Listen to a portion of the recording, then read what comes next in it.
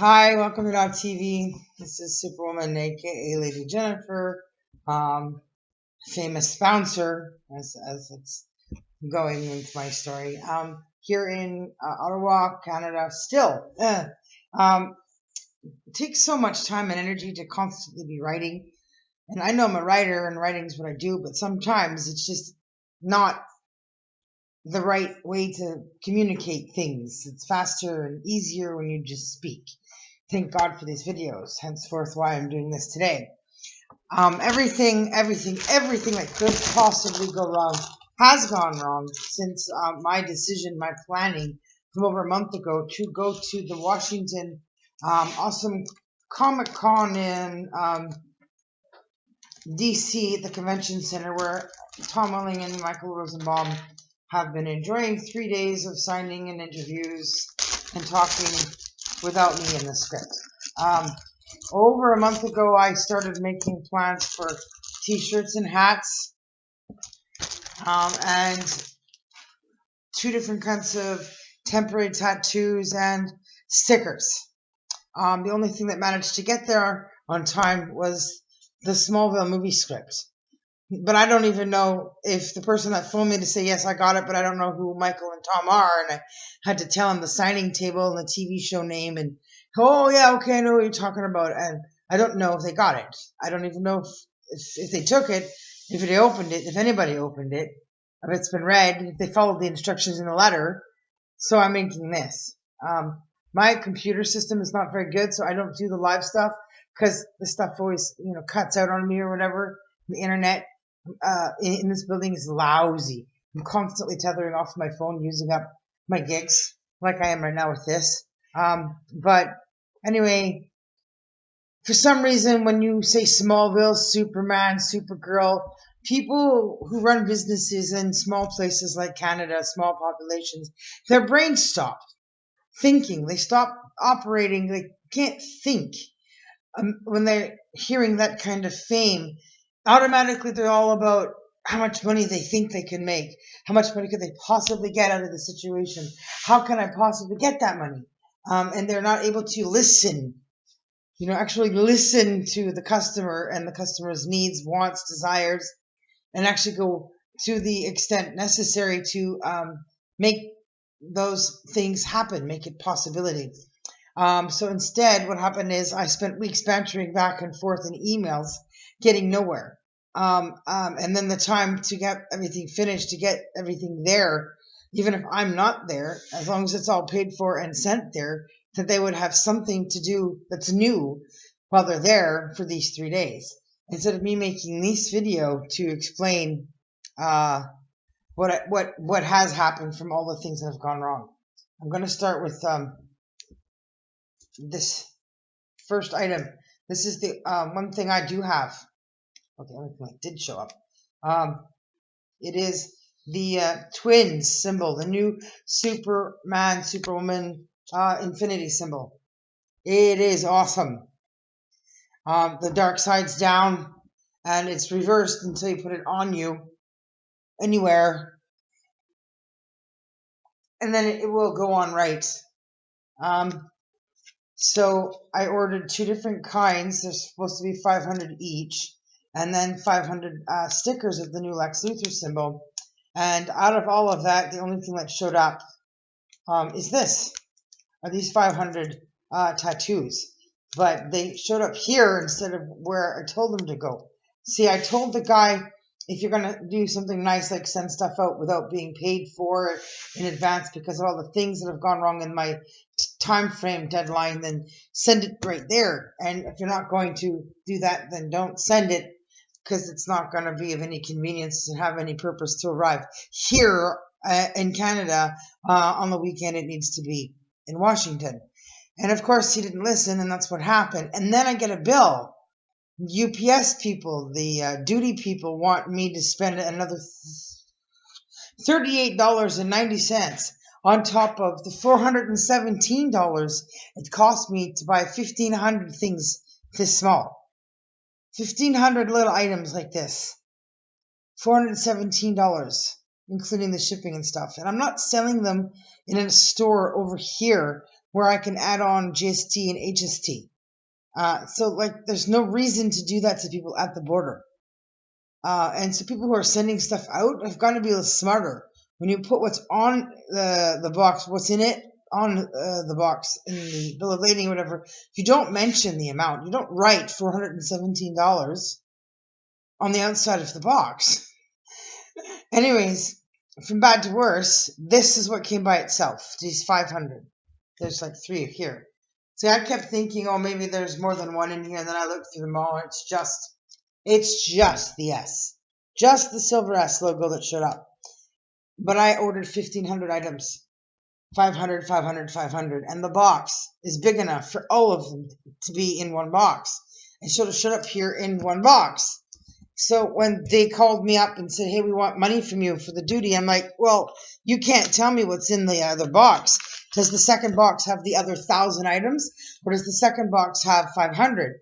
And then I have to expect a third box, which you might charge me $38 for again. So the total amount could have been as high as $150 for these little itty bitty items to get to me in different boxes on top of the $417.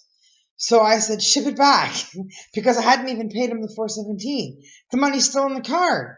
I have enough money to get on an airplane to go to Washington, but there's no point in me going there if I have nothing. Just this. So I'm sitting here make the videos. I just did a really long email for Rob. Rob's a great guy. Without him, like, everything would just fall apart. He is the dude. He's the guy that can fix everything, does not crack under pressure or stress. So he's fantastic. So he's going to fix this. He's going to solve it. He'll figure out how to make everything work. So I just sent him an email, but it took forever. And I'm like, it's so much easier if I just make a few different videos. But yeah, so I took this off the box. And I'm just upset because the last time I ordered from this person, everything came in one box. So then I looked at it closely and realized the guy I'm doing business with got these made in a different city altogether. So he's in California, but he had these shipped from Tucson, Arizona. So that would explain why they're not all together in one box. Although he was confused, because you're right, they're all small enough that it would fit in one box. So you're going to charge me $417 and then not care if the border tries to nail me for another $38.90 3 different times. Anyways, the point is, he's getting the stuff back because he didn't listen. If it's not paid for and you're sending it out as a rush order because you know things fell apart, send it to the right place. I have the email for Rob that I'm going to forward to him about the instructions and the letter for Tom and Michael that the guy only had to print off and stick in the box when it got there with the stuff. So now I'm going to give the email to Rob so Rob can figure out how we're going to do the story right about my situation. The guy with the shirts and the hats, get this, he went from $1,100 for 100 shirts from him, from his shelf, without telling me what kind of shirt's going to be. I don't have that much to choose from, I'm sure, to charging me $400 more for 48 less t-shirts and 16 hats, because I ordered my 52 shirts and 16 hats from someplace else in Vancouver, who, by the way, made things even slower and worse when they said, oh, I'm sorry, but we can't send you the entire order of stuff from tshirts.ca from one warehouse. We have to send stuff from our Toronto warehouse. So now that's going to take up even more time. So he kept going on, the t-shirt logo guy kept going on and on and on about how much better, easier it would have been, or you should have just bought from me. And that's what happened in his head for those 2 weeks that I said, no, I'm going to go someplace else because I've got to micromanage my money. I got to make those pennies stretch as far as possible. So I can't afford to just waste money, throw it out the window like that. I'm not just making baseball uniforms for a kids team of sports or something where they're just going to put it on. So I can't make money if I'm spending $10 a t-shirt from somebody and then having them logo it and then pay for that. I'm not going to charge $50 or $60 for a stinking summer t-shirt. So I saved myself over $800. And when the stuff got there, he was ripping through the box looking for the invoice because he wanted to see what I got for my money. And unfortunately, in the end, I had to actually send an invoice, not because they need to see what the differences in spending I did and savings, but because I had to get the order right, because the girl making the smaller order, which I switched to and canceled the bigger order because the deadline was totally screwed and he wasn't listening. Because all he was thinking about was Tom Mulling, Tom Mulling, Tom Mulling, Smallville, Smallville, Smallville, Rosenbaum, Rosenbaum, Rosenbaum, Lex, Lex, Lex, Superwoman, Superwoman, Superwoman, money, money, money, money. I want money. I can have money. How much money can I have? How do I get all that money? So the point is, his brain just stopped there, and that was what it was like for 2 weeks dealing with him. So I had to lower it down to an order for 6 shirts, and I paid for 6 hats, but only 5 hats could be made because we're missing a color. But the girl doing the order said I couldn't do it right because there's stuff missing. So I had to contact the t-shirt people in Vancouver to tell them the order wasn't right because it got split up from 2 different warehouses, 2 different cities in the country. So now I'm waiting for Corey. Of course, the Easter weekend kicked in. So I'm waiting for the girl that's making the stuff to do the invoice check with the stuff. We had to discuss what to do about Tom Welling, bantering back and forth over which shirt and which color to make for him because I had ordered that he would get an extra large blue because he's big. He's like 6'4". He can't wear a medium shirt like Rosenbaum. He's not tiny. He's not like freaking little washboard or something. So I'm like, well, what do we have? Like, what's actually in the box in the size we need? And then she's going through it and she goes, well, there's no red. I'm like, what do you mean there's no red extra larges? It's right there. It's in the invoice. I ordered 2 red extra larges. And then she's like, well, there's yellow. So I'm like, well, I hope Tom's man enough to wear an extra large yellow. So he's getting an extra large yellow. And they still haven't taken their payment for that stuff off the credit card. So I don't know when that stuff's going to get here. The 6 shirts and the 6 hats. The 6th hat's going to have to come later because we're now looking at trying to fix the order. And then the girl in Vancouver is going to send up the stuff that's missing to them.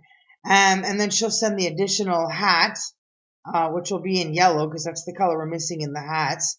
Then they'll have a box full of my stuff.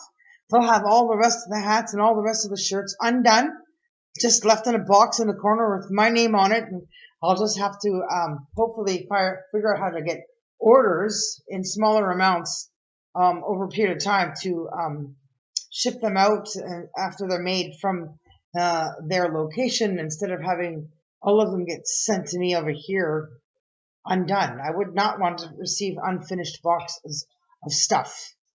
So nightmare after nightmare after nightmare. But this is the Easter I was supposed to spend in a different city so I could go to a different Kingdom Hall in a different country. I've never been able to go to Kingdom Hall anywhere but this country. And I'd like to go to another country and see what people are like there because I'm praying, hoping, believing, having faith that somebody out there will be nicer to me than the way I do get treated by my own people in the country I'm in. I don't know why people would get so begrudging or jealous or upset over my desires and dreams of being one of the famous kind, because there are some of us. And if you watch the famous videos, you'll see who they are, and it's not a surprise. And I have the right to join that list of success. And I wanted to take Tom to his first one. I'm not sure if he's ever been into a church, ever. If he's ever been to a Passover. So I'm like, this is important. And that's what the dream was when I started off in this nightmare over a month ago, to go and do that there in Washington with him. So I went last night by myself, begrudgingly, again, alone. And then, of course, people who missed me got used to me, seeing me. Oh, hey, so glad you made it, and da-da-da. But they're, still a little mean, verbally, to me. One of the girls were like, oh, I don't want to hear too much about how well you're doing with your work and the courses you're taking and the training you're doing, because she doesn't do anything else except go out on mission. She's just going door to door all the time, just constantly in Bible studies. And I'm like, but I did that from the time I was 4 till I was 10. I couldn't figure out why after I went out in service, the elders that took me out would take me for donuts all the time. And now that I've grown up to be a bodyguard and a bouncer and a security professional, I have my gun license and my handcuff license, baton license. I realize that God's like, oh, hey, look, it's my donut. Now, I'm not a cop, so don't go there. But I am good at what I do, and I've become what I've become because I've watched people die. Lots of people die. And Janis Joplin, Jimi Hendrix, River Phoenix, Belushi, Heath Ledger, and it occurred to me, people like me are needed in this industry, the kind that I am becoming and have learned how to be, the training that's needed desperately in both countries, and God knows beyond that, is what has inspired me to be what I am. I am a movie. My story in itself is a movie because there's so few and far in between of me. There are some really good bodyguards, mostly they're men. So I'm very, very, very unique that way because I'm a girl. And, you know, the good looking guys, the most famous guys, have the craziest fans, and they need a female bodyguard because I can hit people. I can defend my client. I can jump in and attack somebody of the same sex as me, and I'm not going to go to jail for it, right? And the point is, it matters you have the right person, somebody who knows how women think and work and what's going on to warn them. So it was supposed to be a way to get into the industry. Instead of being the typical waitress, you go to California, have dreams of getting famous, going out for auditions, and you're living off your tips. In this case, I would be on set somewhere, here, and I don't have to fake what I know. I know what I know. And so they're like, well, can you do this? Can you say these lines? Can you stand there and be this? And you get in that way because you're in a uniform and they need somebody because the person that was supposed to be there didn't show up. And that's what I had an intention in it originally. But now it's bloomed into a possible career, even with my writing and stuff on the side, knowing that I don't need to be a professional bodyguard career length. I'm still thinking to counterbalance the work I've done in doing what I do, maybe getting a 1-year contract of working for somebody and getting to paid and do my job and feel good that all that training's paid off, that I can protect somebody for money before I just throw in the towel and focus full time on my writing career and make movies and get so stupid rich I don't know what to do with the money except give it away every year so I don't have so much to have to pay back in taxes. Anyways, the point is, no matter what I did right, something's always going wrong. April's around the corner. Well, it's as of today. And John and Tom's birthdays are in the same month. And John and Tom haven't spoken since the last episode of Smallville. And my daughter Sarah's been trying to wish Tom a happy birthday because it's supposed to be our Sarah, his and my Sarah, together. And I had desperately tried to get this birthday card last year to him.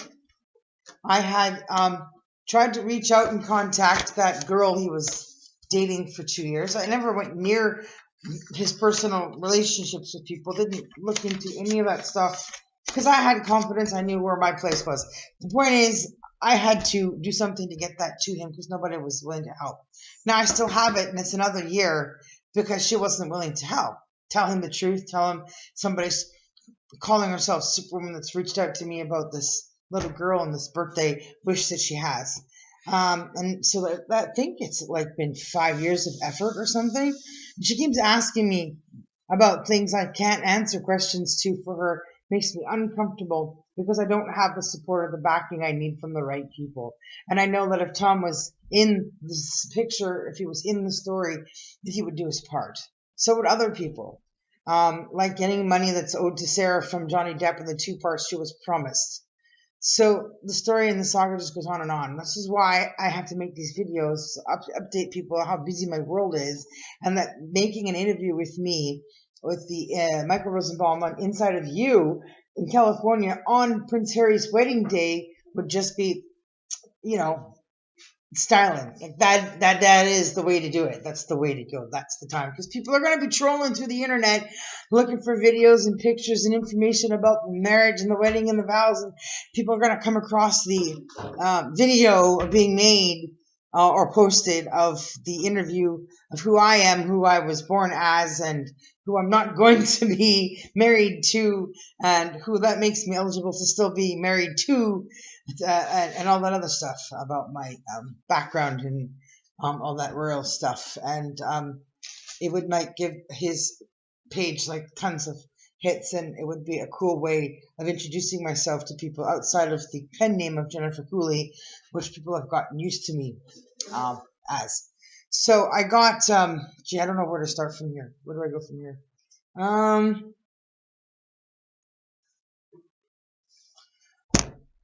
10 years ago, something happened between Tom and me from distances within 24 hours of our location that we both felt.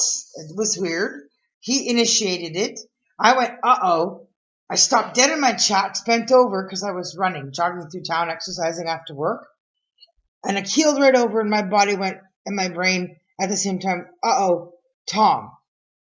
And in order to answer what his interest was or question was, what he had initiated in that experience that was there between us back when he was still married, I decided to answer his question with sending something down to the set. Now, I had sent one of these. I had sent this. It's the very first one. It is of a series of 3. A special something. And it says, I love you. And on the back, it has dedication. Heath Ledger. And it's got the year, Cooley Incorporated, copyright 2008. And anyways, the point is, I sent this to Tom Welling. I sent this to the show set, and they sent it back unopened. It's a book of poetry. To answer his question on who I am and what I do and what I stand for. I wasn't looking for this to get autographed. It wasn't something for money-making purposes. I wasn't trying to get him to buy my poetry book. I was simply trying to tell him, yes, I exist. That experience is not in your head. It's real. I am that girl it happened with, and this is me introducing myself to you. If he had been allowed to read this, maybe I would have been at the Talon as a guest spot reading poetry. She had a poetry reading thingy or something. I'm going to read. I don't even know which one to read. Embracing. I think of all the nights that my body hurt for you as I laid naked in bed, with my hands against the wall, confused and afraid over what feelings of needing embracing were shouting out of me, needing you to take place with, wishing you had been feeling the way I needed you to. Living together I thought was the plan, but you never came after me, which left me dazed and confused because of words spit from your head that I believed when I heard them. I cannot count the days I spent craving your touches against my skin, the company needed in knowing how well we'd get along, to feel the warmth of your breath blowing up against my neck as your arms hold me and let me know that you're never letting me go, your life a part of mine. Today, tomorrow, and all the years ahead untried, together in this world, building our own private paradise. But instead, the years have passed, and the aches that lived dead in my groins now awaken at times to remind me of the visit that has yet to take place with anyone, a place that we all both always know was born for you. So I think of all the nights that my body hurt for you, as I lay naked in bed with my hands against the wall. I wanted to see what his reaction would have been, what he would have done if they had let him read it, instead of sending it back unopened. I know he said he felt this weird way inside, and it was like heebie-jeebies, creepy, and he was like, ugh, and he couldn't stand it. It's one of the reasons he took such a long break from the show and from working in TV, because his world was controlled. It was like a little lie. All he was used to was set life. He didn't know what was missing outside of that set. And this poetry book was part of that. So I'm going to send this in the attachment to the email that goes with this video to Rob. And Rob I'm giving you permission in the video, Rob. You can break this video up because it's long. I'm not sure how I'm going to get it to you, but I'll figure it out. Can't break this video up. And I'm going to send an attachment of this in Adobe. I do not have all 3 books. This is the second one. I did not get this one. Didn't get done right. It's the biggest one, but it didn't get done right in Adobe, so I can't send all 3 in attachment. I'm just trying to get permission to be able to get reliable address where I can mail the stuff in person. Maybe we can start again. Maybe Rob can give the first book of poetry to Tom and let him read it and see what Tom would do now and think about what he would have done then. And then maybe it'll lead to him reading the other two. I've started a fourth one, and there's always other stuff in my head. So I don't know how big the series of these little books are going to get. Could be a lot, a long time. But on top of that, I had something else that went wrong. Well, there's lots of things that gone wrong. But I got this envelope from these lawyers in Toronto, Rubenstein and Siegel, who I'm not afraid of, because I'm not afraid of Capital One. 2 years ago, I canceled my A1 rating credit card, which was almost $7,000 in credit limit, because I had sent information to the CEO and president of the company, the owner of Capital One, Richard Fairbanks. And he's a pretty nice guy if you look at his pictures and learn anything about him. And some guy, I kept this, I'm a very smart girl, he had to sign for it. Some guy at Capital One, his name was the initial A and last name was Hashim. Anyways, he wouldn't go upstairs a few floors and knock on the boss's door of the boardroom. Excuse me, sir, but something came in the mail from Canada for you. It's kind of important. I think you need to read this. What was in it was my Supergirl movie. It wasn't quite finished because I needed money so I could get out of living in shelters and being homeless and get living somewhere nicely so I could have an office and write properly. I actually finished writing the Supergirl trilogy in a shelter. I was sitting in the stairway at a desk with a computer on the desk when I finally wrote those last words in the rough draft. See, and so I had sent this before that to try and get out of that situation by continuing an A1 rating. I wanted him to read the movie, give me permission to keep his character in the movie. Of course, I changed the character's name, and the character's personality is not quite like his in real life, obviously. But he didn't get to read the movie. To this day, right now, I'm still stuck. Donald Trump's in the movie. He was written into it before I ever had any idea that he'd even think to become president. I really don't want to change that part, but I worry that Donald's be like, okay, you can use me in it, but I want you to talk about me as president. I don't want to do that. It's not the way I wrote it. But the president of Capital One needs to give me permission also, so I don't have to change that again. So now I've been sitting here 2 years without that wonderful credit and wonderful credit card because he couldn't change it over to the Superman credit line or line of credit and the first Capital One bank here in Canada where I could be, one of the board members if I can't be the owner. I see people don't realize how much Capital One owns in Canada. They own Hudson's Bay. They used to own Zellers. I'm pretty sure they're the reason the Targets came to Canada. They spent money to make money, give money, people earn money, and then they pulled out because nobody wants Target stuff here because it's also cheap. It's crappy. And so now all those buildings that have been renovated in Target stores are empty and the Zellers is gone. So it's a credit scam. So he pays less on taxes so he can write stuff off. It's very smart. But it's a monopoly and it shouldn't be allowed. And people, if they're doing their research, would know. But I kept this because I'm going to send this, if I don't get to take it in person, to them again in Virginia. This is in this video right now because my wish, my dream, my goal, my purpose had been to make it to the Comic-Con this weekend with all of these mounting problems and have Tom take me to Virginia, take me to the headquarters of Capital One and go there and not leave until I have a meeting with the owner and have him read the script or at least see the script and realize that he's in the script and that it's 105,000 words so far. And when it's revised and edited and fine-tuned, it's going to have even more words. And maybe he's like, oh, I don't want to read all of that. I just want to see the movie. So the point is, I don't owe anything.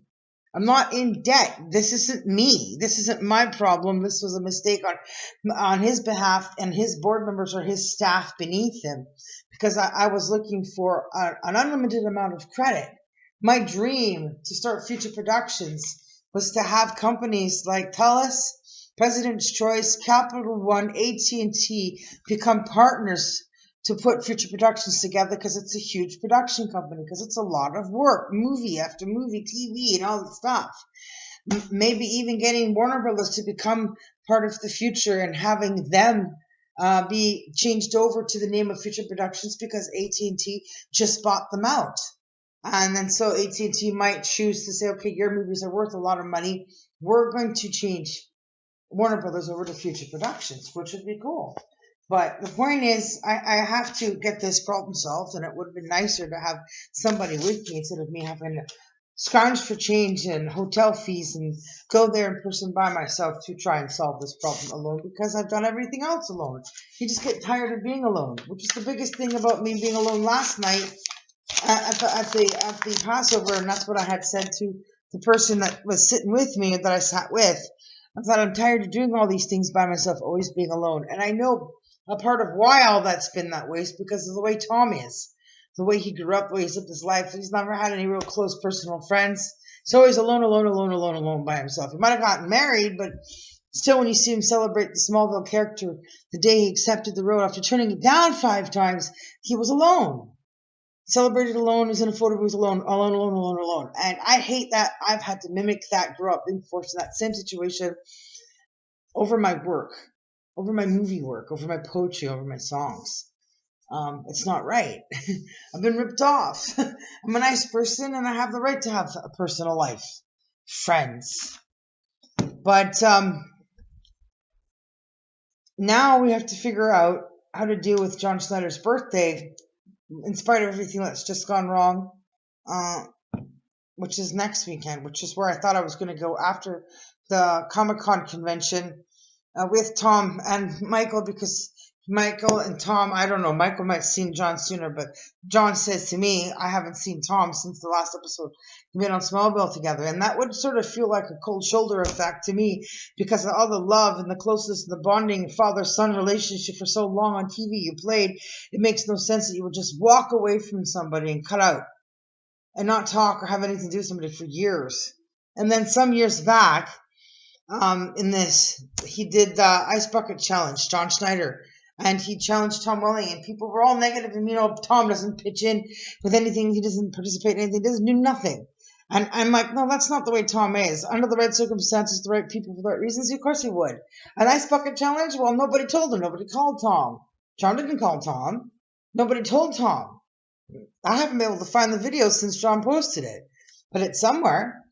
And so I did mine, and I know that I had the solution with my Superwoman work and all that other stuff, bringing the two people together in that discourse of advertisement of my white, wet Superwoman t-shirt coming off and taking a cold shower in hot summer weather, that we could have solved all of that. So people could be like, oh, hey, look, Tom's doing Ice Bucket Challenge. Yay for Tom. So the thing is, now next week's coming, and John spent a lot of energy and time to do this Bose extravaganza with the old General Lee, and he's doing something very crazy, I think very stupid. I think if I could get there to stop him, I would, and I think having Tom and Michael back me up on this would be good. He's not a stunt driver. He's not a stunt worker. He's never been to stunt school. Now he wants to do a jump in an old junky car and think that he's going to survive it. It's not even a real Dodge. It's just a car that's been made to look like the General Lee. It's probably only going to survive the jump once. After that, it's going to go to the junkyard with all the scrap Dodges and all the scrap General Lees that he's got there for this extravaganza. And, if he's going to do this jump for the first time, he should be doing it with somebody who's willing to take a chance on having her legs busted, because I've had busted legs, so let's bust them again. So we do our jump together instead of fighting with each other about the other person not doing the jump. And I need them. I need support. I need somebody to help me. And if I can't be there, they can go crash it and say, no, John, over our dead body, are you going to do a jump you're not qualified for? Leave it to the stunt workers. But if you're going to do the jump, at least do it right. Do it in the new Dodge. Do it in the new General Lee, because it's going to be stronger, safer, and better car. And then John might see our point and say, okay, you're right, we'll do it in the new car. And then you just retire the old one. But it's also part of the story of the characters. And maybe I show up in the new car and hear about the contest. So I sign up to do the contest in the new car, and he's all pissy because he wants to do the jump in the old car, and he sees that there's one car that's worried about, that is a threat that he can have as a competition to his car, which is the new car, which I'm driving. And so then we both do our jumps, and of course the new car wins. I kick his butt, I win. I got flying jump, and and so it's there. But the thing is, when one thing goes wrong, the snowball effect happens, and everything else goes wrong. So just I had to update everybody here, and I'm going to send this over to them. I'm not crazy. You're not crazy. This is not crazy. And the TELUS people from the TELUS pitch video last year had asked me to do another video. But I just want to say that the interview with me is exciting. Could be huge because of the timing and the way we do all this. Tom and me have to meet. Tom's going to have to do a lot of reading. Like, there's a lot of movies involved here to make up for the 10 years of not being in each other's life and for 8 years of Sarah's life. So if you have any input, any ideas, any suggestions, if you have any way of, I don't have a picture of the car, of helping us find, of helping us find the right make and model of the new orange Dodge with no customizations done to the car yet, because it's not the new General yet. It doesn't have the 01 or the Southern flag on there. It's not there yet. It can't be yet because you have to do the story first. And the new Yeehaw plates are not on there, but I can't tell what year it is. So I don't know how we're going to do that. I can't give you guys a picture here. But if you can get in touch with me after this is loaded and you would like to see it, I can send you guys a link or email, but I will also post something in the comments thingy below this for people to click on and go look at the car and see if you can help, see if we can figure out if we can do this. Is it possible to do this in the next 5 days? Can we have the car pulling up at the gate, coming into the gate on time for the Bose Extravaganza? Or can we at least know we can have it done and there over the course of the summer? The other vehicle would also be my Superman vehicle, because the Superman vehicle has been vandalized and I had to pay to fix it. And now I need money to finish fixing it, customizing it, and redoing the paint job and all that stuff. So I've got tons of money to spend on that car still, my van. So, but just to move it, just to drive it, I need at least $3,000 more. And I don't want to have to do the slow, painful way of applying for a line of credit. I'm hoping that we can hurry this up and move things faster. My surgery is coming up April 19th, and I don't want to wake up from surgery and have nobody there. So I'm hoping with this video and the email I'm sending that somehow by April 19th, my real life will finally begin and everything will start to fall into order and we'll be able to fix all the things that's gone wrong. And there's a ton of it. It's not just what I said here today. Okay, that's it. I did it. Yeah, I'm done. 37. 38. Okay, 38 minutes. I got it all set. I'm going to say goodbye now while I'm on a high note. Peace out, everyone. Thanks for watching. Keep coming back. Watch more. Leave comments. Make requests for videos, thoughts, questions, all that other stuff. Jazz. Yeah, so you can find me in all different formats. The stuff will be listed below. Thank you for being fans and believing in Superwoman.